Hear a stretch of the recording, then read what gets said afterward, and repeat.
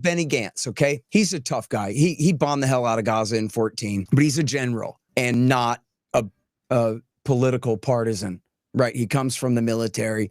That makes him somewhat more professional and somewhat less ideological, right? More of a technocrat, less of just a Likudnik. Could he be appealed to not as a leftist, not as like a guy from labor, but as a guy who's just from the services to say that, yes, we're going to make peace. And I say it's okay because I'm such a tough guy. Benny Gantz, if he's next, could say, listen, we're working with our American partners. We're going to figure out a way to put a boss in charge in Gaza to push out Hamas, reach out and touch their bad guy leadership one at a time and get them out of the way if we have to, and put the Palestinian Authority in charge in both Gaza and the West Bank, and then get to work negotiating toward a two-state deal or a one-state deal. You just have two West Banks where they all get abused. I mean, they'd killed 220 Palestinians prior to October 7th, and no one cared. They had the March for Peace in 2018, 2019, and snipers would just shoot kids in the knees. Nothing else was working.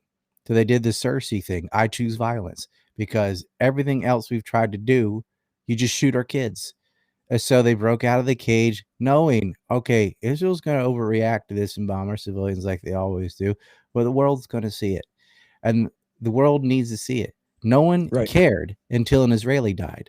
All these hundreds of Palestinians were being murdered. And then on October 7th, when the Jews got killed, wow, here come the cameras and attention to this event. You know, it was when the Israelis got killed that people decided to pay attention to this issue. They've been abusing Palestinians. And so it reminds me of Chief Red Cloud. Like, he had to wipe out the U.S. Army. Then they paid attention. And the only natives out west that survived are the ones that fought. Everyone that tried treaties and stuff and signed this and that, they don't exist. And so unfortunately, as much as we say violence is not the answer, it's wrong with, like, sometimes it is. Sometimes that's the only way. You got to always force a dictatorship to act like one. And what Israel's done, they've stepped in it. They have ruined their relations with the majority of countries on earth outside of the AIPAC run America. They've ruined it forever. And the status quo, after this war's over, it cannot go back to the status quo. I mean, they won't even let Gaza have fishing ships. They don't have a seaport. They don't have an airport. If they make their own power station, Israel blows it up. I mean, you can't have independence without civil infrastructure. So at minimal, you have to let them build their own things. I mean, you cannot